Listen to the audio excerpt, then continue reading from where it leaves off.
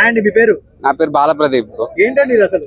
అంటే ఇది మన నెక్స్ట్ తెలంగాణలో నెక్స్ట్ 2029 లో కూడా ఇక్కడ ఆంధ్రాలో కాదు తెలంగాణలో కూడా పోటీ చేయడానికి అని చెప్పి ఉన్నత స్థాయిలో పార్టీ అధ్యక్షుల వారు ప్రస్తావించారు. సో అందుకని ఇప్పటి నుంచి గ్రౌండ్ నుంచే మనం వర్క్ చేద్దామని చెప్పి ఇక్కడ టైటిల్ కూడా మంచి రోజులు వస్తున్నాయి, రా కదిలిరా, పార్టీ క్యాడర్ ని ఉద్దేశించి ఈ స్లోగన్ అనేది ఇవ్వడం జరిగింది. అంటే ఇప్పుడు దగ్గర 10 సంవత్సరాలు అయింది టీడీపీ ఇక్కడ నుంచి వెళ్ళిపోయి.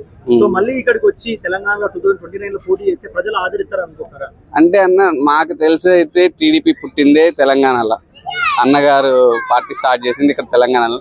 స్టిల్ ఇప్పటికీ పార్టీ అంటే అభిమానం ఉన్న వాళ్ళు కార్యకర్తలు ఇప్పుడు స్టిల్ ఇంకా రన్నింగ్ లోనే ఉన్నారని తెలిసే పార్టీ అధ్యక్షులు శ్రీ నారా చంద్రబాబు నాయుడు గారు ఆదేశాల మేరకి స్టార్ట్ చేయడం జరుగుతుంది. సో క్యాడర్ అయితే ఇక్కడికి వెళ్ళి క్యాడర్ ఉంది, బట్ ఏంటంటే సరైన లోకల్ లీడర్షిప్ ప్రాపర్ గా లేకపోవడం వల్ల వాళ్ళు గైడ్ లైన్స్ అనేది ఫాలో కాకపోవడం వల్ల ఇది జరుగుతుంది అంతే.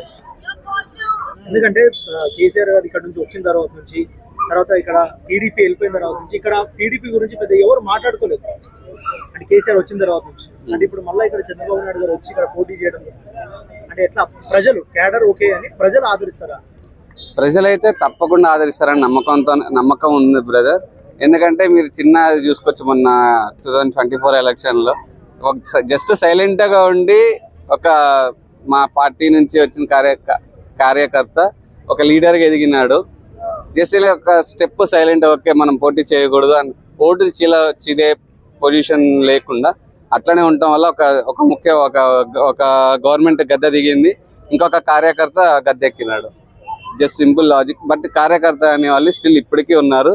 వాళ్ళు ఏంటంటే ఎవరికి ప్రాపర్ లోకల్ గా గైడెన్స్ లేక వాళ్ళు ఎవరికి ఓటేయాలో తెలియక ఇంకా ఆప్షన్ లేక అటు ఓటేస్తున్నారు తప్ప, లేదు టీడీపీ సరైన నాయకత్వం ఉండి లీడర్ ఉంటే పక్కా టీడీపీకి ఓటేస్తారని ఇంకా స్టిల్ నమ్ముతూనే ఉన్నారు అందరూ.